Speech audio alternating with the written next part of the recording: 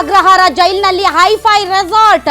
ಜೈಲಲ್ಲಿ ರಾಜಾತಿಥ್ಯಕ್ಕೆ ಅಧಿಕಾರಿಗಳ ತಲೆದಂಡ ಆಗಿದೆ. ಕರ್ತವ್ಯ ಲೋಪ ತೋರಿದ ಅಧಿಕಾರಿಗಳನ್ನ ಅಮಾನತು ಮಾಡಲಾಗಿದೆ.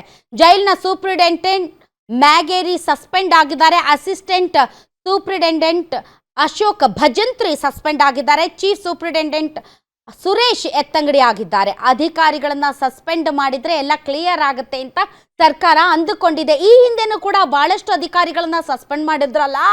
ಸೊ ಆದರೂ ಇಂತಹ ಘಟನೆಗಳು ನಡೆದಿಲ್ವಾ? ಇವತ್ತು ದಿನಕ್ಕೊಂದರಂತೆ ವಿಡಿಯೋಗಳು ಜೈಲಿನಿಂದ ಹೊರಗಡೆ ಬರ್ತಾ ಇದ್ದಾವಲ್ಲ, ಸಾಲು ಸಾಲು ವಿಡಿಯೋಗಳು. ನೀವು ಅಧಿಕಾರಿಗಳನ್ನ ಬದಲಾವಣೆ ಮಾಡಿ ಸಸ್ಪೆಂಡ್ ಮಾಡಿದ ತಕ್ಷಣ ಅಲ್ಲಿ ಆಗ್ತಾ ಇರುವಂತಹ ಅಕ್ರಮಗಳು, ಅಲ್ಲಿ ಆಗ್ತಾ ಇರುವಂತಹ ಅನಾಚಾರಗಳು ನಿಂತೋಗುತ್ತಾ? ಏನು ವಿಲಾಸಿ ಜೀವನ ನಡೆಸ್ತಾ ಇದ್ದಾರೆ ಪರಪ್ಪನ ಅಗ್ರಹಾರದಲ್ಲಿ, ಅದು ತಡೆಯಕ್ಕಾಗುತ್ತಾ? ಒಂದು ದಿಂಬಿಗಾಗಿ ಆ ಕಡೆ ನಟ ದರ್ಶನ್ ಅವರು ಕೋರ್ಟ್ ಮೇಲೆ ದಿನಂಪ್ರತಿ ಹೋರಾಟವನ್ನ ನಡೆಸ್ತಾ ಇದ್ದಾರೆ. ನಂಗೊಂದು ದಿಂಬು ಸಿಗ್ತಿಲ್ಲ, ನನಗೊಂದು ಬೆಡ್ಶೀಟ್ ಸಿಗ್ತಾ ಇಲ್ಲ, ಕೈ ಕಾಲೆಲ್ಲ ಬೂಸ್ಟ್ ಬಂದೋಗಿದೆ ಅಂತ. ಆದರೆ ಅಲ್ಲಿ ಸಿಗದೇ ಇರುವಂತಹ ಸವಲತ್ತು ಇಲ್ಲಿ ಮಾತ್ರ LED ಟಿವಿ ಇದೆ ಅಂತೀರಿ ಅವ್ರಿಗೆ.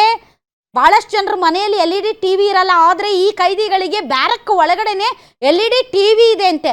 ಅದರಲ್ಲೂ ಕೂಡ ಉಮೇಶ್ ರೆಡ್ಡಿ ಅಂದ ತಕ್ಷಣ ಈಗಲೂ ಕರ್ನಾಟಕದಲ್ಲಿರುವ ಹೆಣ್ಮಕ್ಳೆಲ್ಲ ಗಡಗಡ ಅಂತ ನಡುಗುತ್ತಾರೆ. ಯಾಕಂದ್ರೆ ಅಷ್ಟರ ಮಟ್ಟಿಗೆ ರೇಪ್ ಅಂಡ್ ಮರ್ಡರ್ ಮಾಡಿದವನತ್ತ, ಅತ್ಯಾಚಾರದಲ್ಲಿ ವೆರಿ ಫೇಮಸ್.